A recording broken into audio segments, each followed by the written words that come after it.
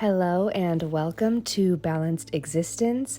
I'm so happy to be back to do another Twin Flame Collective energy update and tarot reading. So immediately a card already popped out, and that is the Chariot. So I want to channel more into this because I'm definitely picking up on some turbulent energy. Maybe you're going through something right now that feels really challenging. I know that the holidays are coming up, like Thanksgiving and Christmas, and those can be really difficult times. I felt called to bring that into this reading because that might be a message that is for somebody.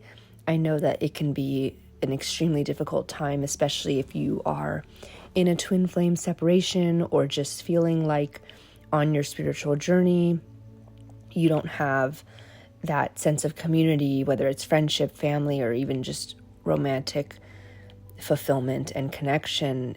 It can be really difficult. So just know that your angels and guides are with you, and that everything, as cliche as it may sound, everything on your journey is exactly like on time as it's meant to be. So I want to talk more about how we find the light in those moments of darkness, because that is the key to kind of this spiritual resilience that we're seeking in life. Of all of the impermanence and things out of our control that we seek to surrender to, being able to call on that inner state of peace and love and really like your sense of home is like the ultimate journey of being here on earth. So with the Chariot, I'm really picking up on this like turbulent energy. You may have some obstacles or challenges on your path, and like I said before, like these are part of your journey. They're going to make you stronger. You know, it's like the pain that you feel when you lift weights at the gym, or the pain or discomfort, let's say, like when you're doing reps of whatever bicep curl, let's say, like, you know, as you're doing it, you're meant to be feeling discomfort because it's going to make you stronger. Like, you have that knowledge. And similarly, it will be super helpful for your journey and for obtaining and maintaining a peaceful state of mind, for you to remember that in that same way, moments of discomfort and pain and difficulty and obstacles, challenges, like these are all making you stronger. So in that sense, like you would willingly go through them for that outcome, if just the way you would willingly do bicep curls for getting more strength, right? So try to keep that in mind, like when you're in these moments of darkness. And so this actually brings me to another download I got recently when I was on a walk. So basically I had gone for a walk. I had just started the walk, and I looked up and I saw the moon. And I always love seeing the moon. It makes me smile. It makes me feel really happy. And it was around the full moon too, so it was really big and bright. And I looked down at my phone, and then I looked back up and I couldn't see the moon. And I was like really confused because I had just seen it. And of course, in about 5 seconds, I recognized, okay, well, I know the moon is not just going to disappear, and I know that I saw it, so it's probably just behind some trees. Although it was a weird realization for me, because at least in my subconscious processing of that moment where I was looking up at the moon, I thought it was way higher in the sky, like more directly above me, such that it wouldn't have been covered by any trees or buildings or anything like that. So it still was kind of odd to me, because I clearly thought it was higher up, but it wasn't. But I quickly realized, oh, okay, it's probably hiding behind some trees. And so the metaphor here is that I knew the moon was still there. As much as I thought, I could have sworn it was in one place in the sky, you know, more directly above me, it still was there. I knew it was there, and it was going to make itself visible in just a matter of time and position on my walk, right? So sure enough, I turned the corner and I saw the moon peeking through some trees. And the download in that moment came to me so strongly because it really didn't matter if I knew where the moon was or when it would show itself. I knew that it was there. And in this metaphor, the moon is our light in the darkness, right? It's our ability to reach joy, fulfillment, happiness, peace, love, abundance. And so our mind wants to know or feel like it knows where the moon is, when it's going to show up. Our mind wants to feel like at any given moment, we know how to immediately access joy and abundance and fulfillment. But the whole idea here is that it's not about the moon actually showing itself to us. The moon is not our source of fulfillment, let's say, right? Like we don't need the moon to be in the sky in order for us to feel that fulfillment, right? It's kind of like we don't need our angels to show themselves to us. We don't need our twin flame to come and, reunite. And I know that seems like a stretch maybe, depending on where you're at on your journey, but truly, like, it's our knowing of the moon. It's our knowing that fulfillment and peace and love exist because we are just an extension of source energy, right? So it's our knowing. When I say it's our knowing, it's our perception. It's our ability for our consciousness to experience those things. And that's always a truth of life, regardless of whether the moon is there, regardless of whether you have the dream job or the dream house or the dream relationship, right? Like in this case, the moon's brightness is kind of like the external thing that brings you fulfillment, right? But what I'm getting at here is it's not really about the external source of light or fulfillment. It's about your knowingness that you can tap into that in any given moment. So when I'm on this walk and I lose sight of the moon and I think to myself, oh, weird, I thought the moon was just there. But I know the moon will always come back. I know everything's going to be okay. And I carry on my walk. That's like analogous to, oh, everything seemed to be working out, but then this one challenge came up, or this one obstacle came up, or I didn't get the job I really wanted, or I went through some experience where I felt rejected, or whatever it may be. But if you can remember, well, the moon always exists, right? The moon is always there. Even if it's on the other side of the earth and it's not visible to us, it's going to orbit right back around and it's going to be there for you, right? Like this is the ebb and flow of life. This is the natural movement of energy. So in that moment, you can recognize, well, I know what it feels like to have those things, to have that fulfillment. So isn't the job done? And I'm getting chills channeling into this, but it's like, if I can feel, and this is of course what a big part of manifestation is about, is like, if I can feel the thing I want, then you realize like, oh, well, then I've kind of already gotten to that end goal through the feeling, right? The end goal is not the external thing, but it's the feeling. So I hope that resonated. But basically, as we're navigating through the turbulence of the chariot, just remembering not to allow your mind to feel like it doesn't have control. It's not about saying, oh, well, on this day, the moon's going to be at this point in the sky, and I can say that, and I know that for sure. Like, that's not really a helpful or, like, reasonable goal to have in life. That's just, like, a seeking of control. But what I can say for sure is that the moon is going to continue to orbit and always be accessible to us at one given time or another.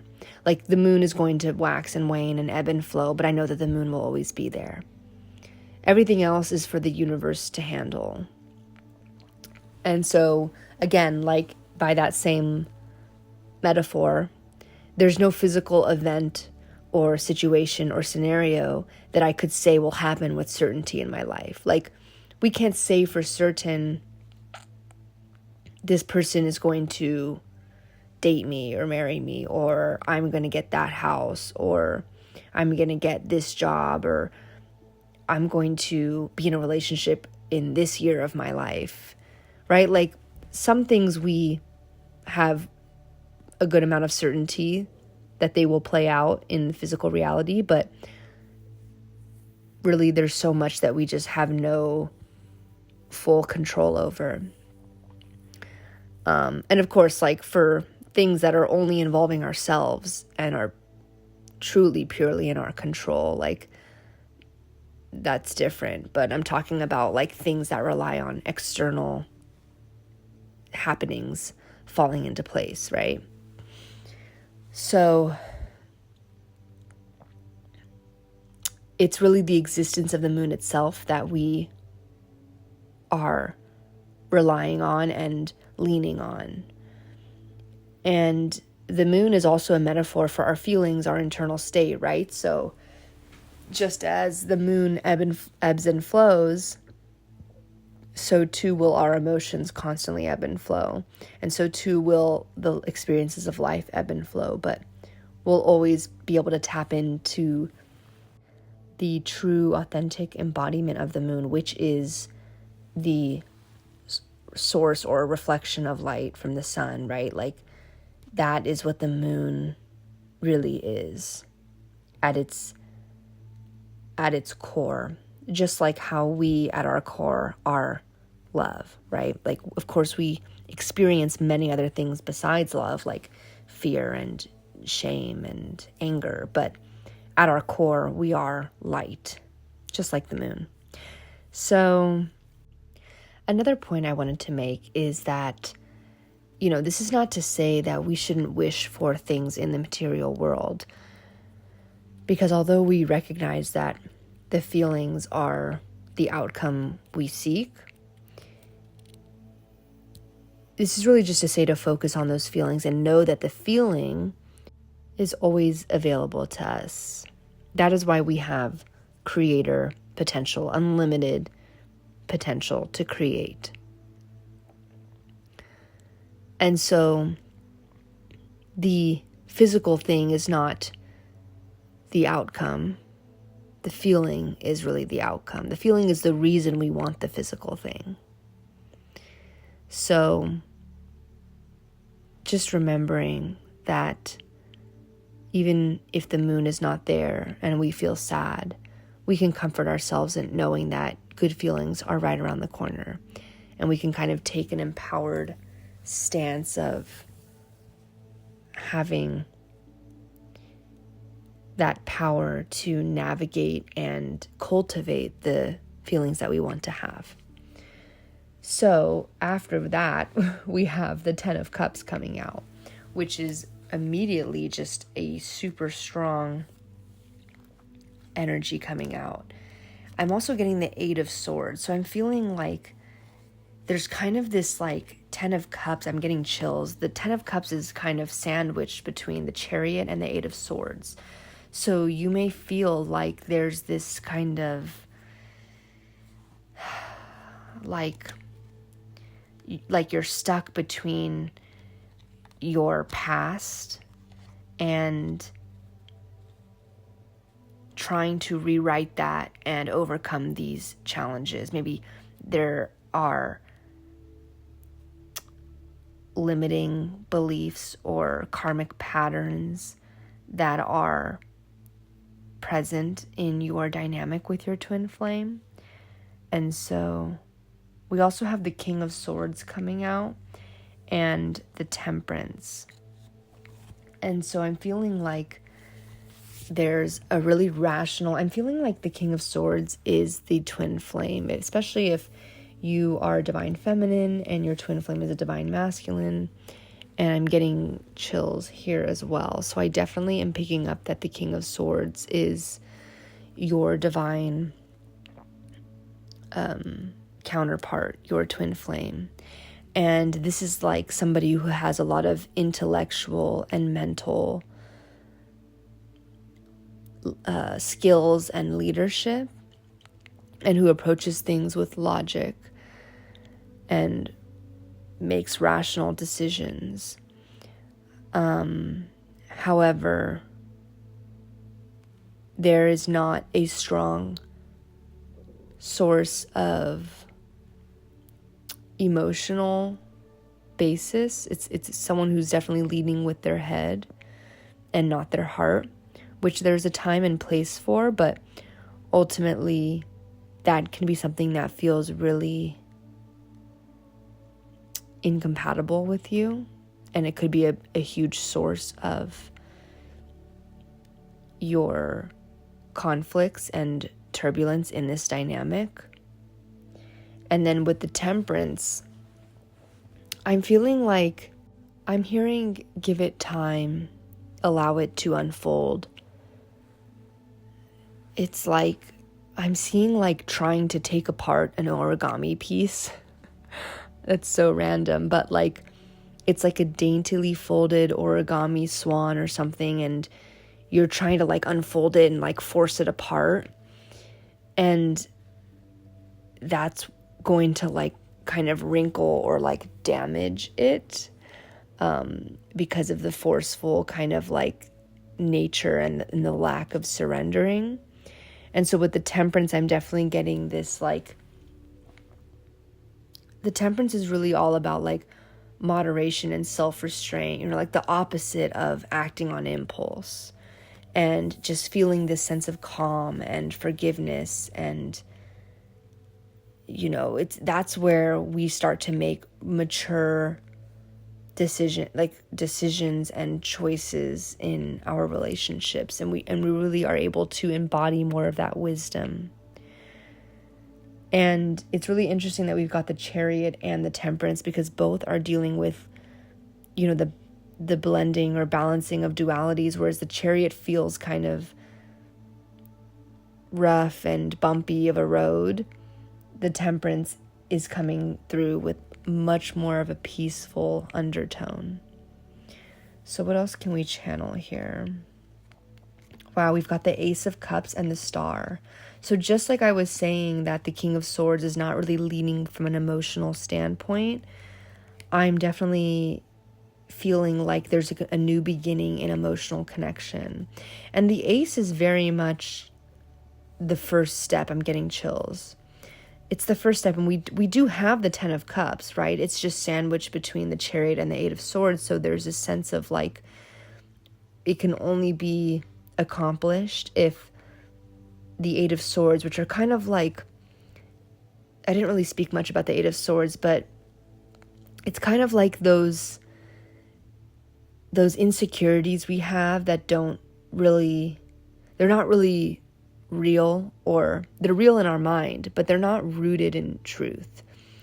And so, for example, like I'm picking up on this is very specific, but I'm picking up on a scenario where the divine masculine, who's embodied by the King of Swords, is feeling kind of guilty for this past of being close-hearted, like closed to love, closed to relationships or commitment, and having a really rational outlook on things to the detriment of their emotions and their love connections.